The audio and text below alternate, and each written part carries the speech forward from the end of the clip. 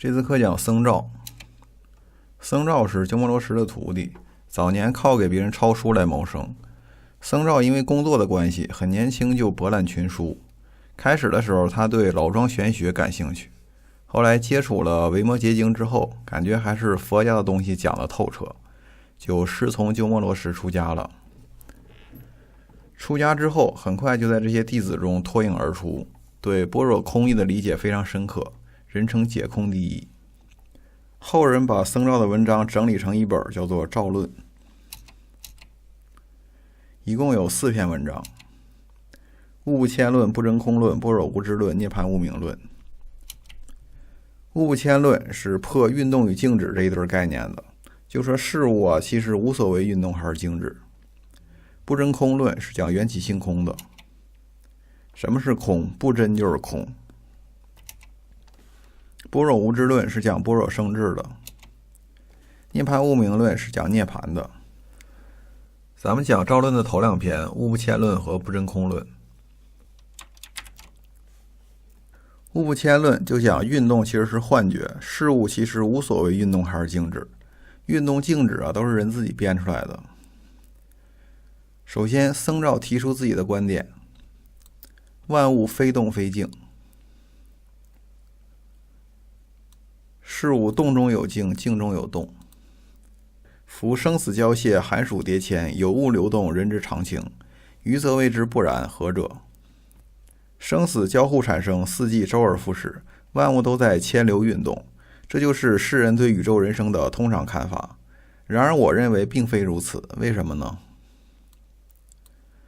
放光云：法无去来，无动转者。放光般若经说，事物根本没有来与去，没有运动转迁。寻夫不动之作，岂失动以求静，必求静于诸动。要探索事物没有运动转变的道理，岂能离开事物的迁流运动而寻求事物静止不迁的道理呢？所以必须在事物的迁流运动中寻求事物静止不迁的道理。就说要在运动中寻求静止，在静止中寻求运动。必求静于诸动，故虽动而常静。必须要在事物的运动中寻求事物的静止，所以事物虽然表面上是运动的，实际上是静止的。不视动以求静，故虽静而不离动。不离开事物的运动而寻求事物的静止，所以事物虽然是静止，但却不离开运动。事物是动而常静的，也是静而不离动的。就说不可以说事物是动还是静，动中有静，静中有动，不可以执着动静。这是物不迁论的主旨。下一段，因世人迷惑，所以我讲一下动静的道理。然则动静未始异，而惑者不同。虽然动静本来并非对立的关系，也不能互相分离，但是迷惑的人却认为动静是截然不同的。原始真言至于静变，中途趋于好义。因为世人的误解，致使真理陷于语言的辩论之中，大道被主张动静不同的学说所歪曲。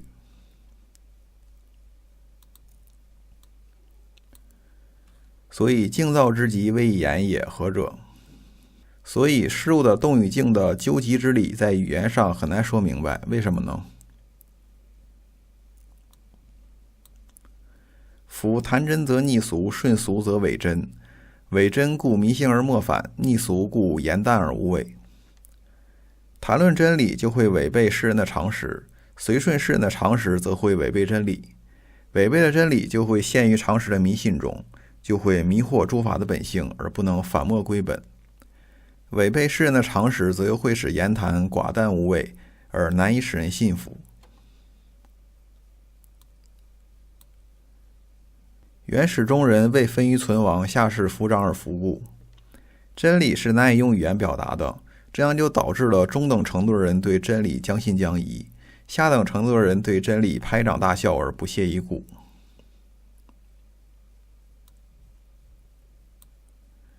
近而不可知者，其为物性乎？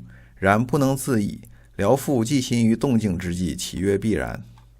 看来最接近世人而不被世人所知的，只有事物的本性吧。虽然动静的道理很难说清，可是我还是要分析一下，不敢说一定正确。这是僧肇自谦的话。接下来就要论证事物静而非动。首先是引经证明。诗论之曰：道横云，诸法本无所从来，去亦无所至。我就尝试着分析一下。道横经说，从根本上说，一切事物并没有从哪儿来，也没有往哪儿去。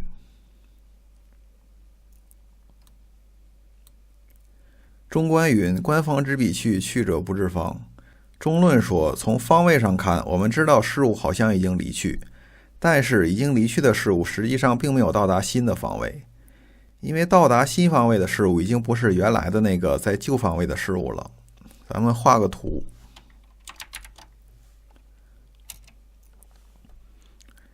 这是一个事物从时间1到时间2，咱们普通人认为事物还是同一个事物，只是事物的状态在不停的变化。但是僧肇说不是这样的，实际情况是，时间1的时候是事物1，时间2的时候就是事物2了。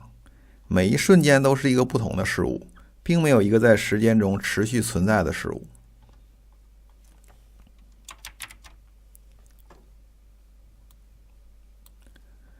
斯皆既动而求静，以知物不迁，明矣。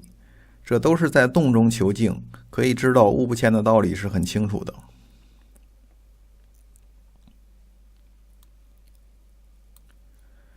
夫人之所谓动者，以昔物不至今，故曰动而非静。世人之所以认为事物是运动迁流的，就是因为他们认为过去的事物并没有按照原样来到现在。就说今物是变化了状态的昔物，这个状态已经改变了，所以世人认为事物是运动迁流的，而非静止不动的。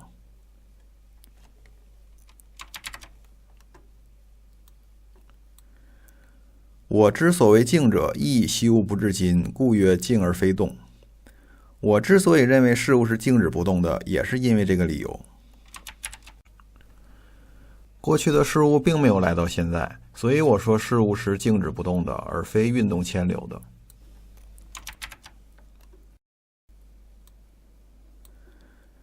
动而非静，以其不来；静而非动，以其不去。世人认为今物是变化了状态的昔物，所以事物是运动迁流的，而非静止不动的。我却认为过去的事物根本就没有来到现在，所以事物是静止不动的。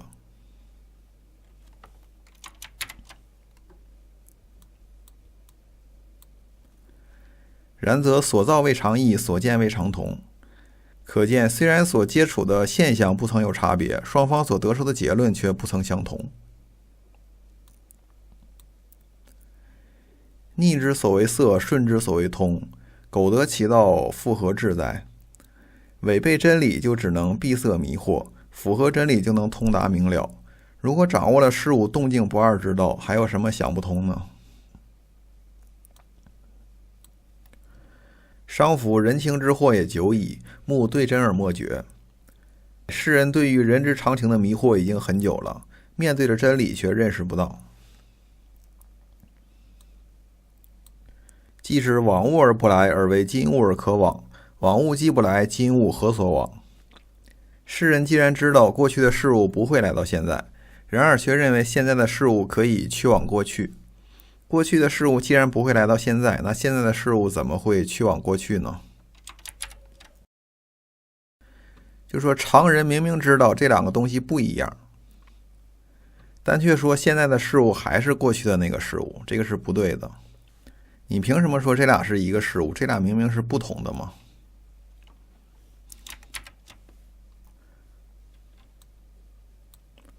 何则？求相物于相，于相未尝无，则相物于今，于今未尝有。为什么呢？于过去寻求过去的事物，对于过去的时空而言是存在过去的事物的；于现在寻求过去的事物，对于现在的时空而言是不存在过去的事物的。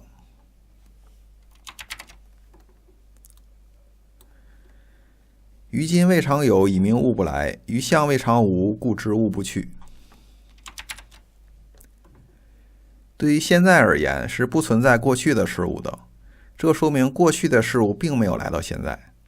对于过去而言，是存在过去的事物的，说明过去的事物并没有离开过去。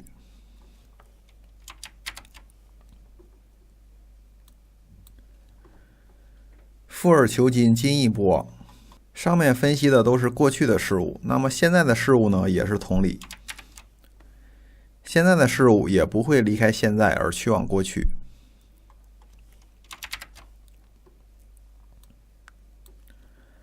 是谓昔物自在昔，不从今已之昔；今物自在今，不从昔已之今。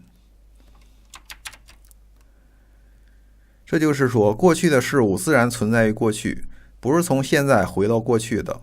现在的事物也自然的只能存在于现在，而不是过去的事物来到现在。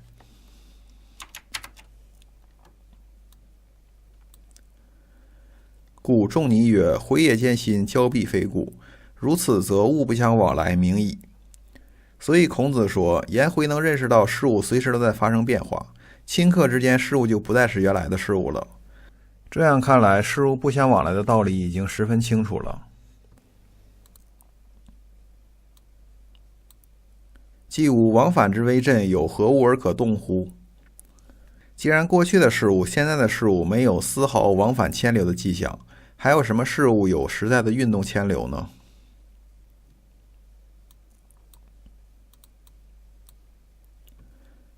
然则绚烂掩月而长静，江河静注而不流，野马飘鼓而不动，日月丽天而不周，复何怪哉？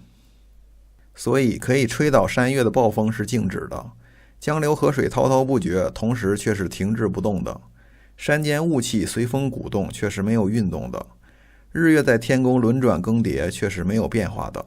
这有什么奇怪的呢？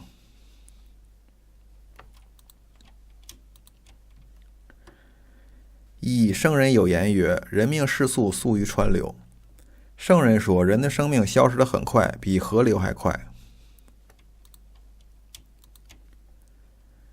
是以声闻悟非常以成道，缘觉觉原理以极真。因此声闻根性之人领悟了世界并非常住之力而成道，缘觉根性之人觉悟到了世间万象都是因缘聚散之理而契入真谛。苟万动而非化，岂寻化以皆道？假如只是看到万法牵流运动，却没有看到万法没有运动变迁之理，那么又怎么能通过万法幻化之相而逐步通达万法的本质呢？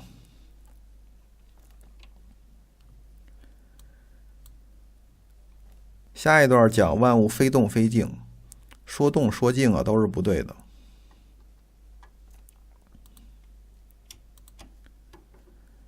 复循圣言，微隐难测。反复体悟圣人的教导，实在是微妙幽隐，高深莫测呀。若动而静，思去而流，可以神会，难以事求。事物好像是在运动，其实是静止的；好像是在离去，其实是停留的。这样的道理只能心领神会，难以在事项上寻求。是以言去不必去，嫌人之常想；称住不必住，是人之所谓往耳。因此说事物离去未必是真的离去，目的在于破除世人的事物是常住不动的观念。说事物停留未必是真的停留，目的只是在于破除世人的事物是运动的看法。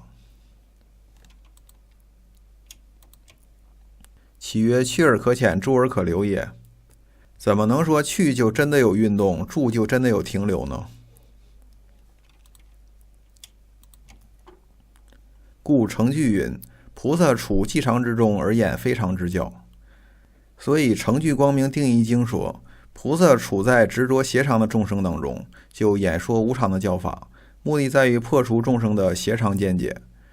就说众生说事物静止，菩萨就说事物运动。摩诃衍论云：诸法不动，无去来处。而大智度论则说，诸法根本没有运动牵流，没有从哪儿来，也没有往哪儿去。就说众生说事物运动，菩萨就说事物是静止。思嗟导达群芳，两言一会，取曰文书而乖其志哉。经论上的这两种看似截然相反的说法，其实目的都是为了破除众生不同的偏执。言辞虽然不同，而目的却一样，岂能因为文字上的不同而认为其本质上有分歧呢？是以言长而不著，称去而不前。所以对于圣人说的常，我们不能一文解字的理解为事物绝对的静止不动；圣人说的事物离去，也不能理解为事物真的有潜流运动。不迁故虽往而常静，不住故虽静而常往。事物没有潜流运动，所以虽然表面上是去往别处，其实是静止不动的。事物也没有停留，所以虽然静止不动，却是时时离开的。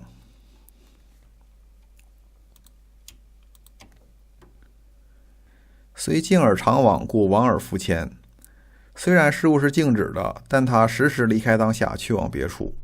虽然事物时时离开当下，去往别处，但也可以说它是没有运动的。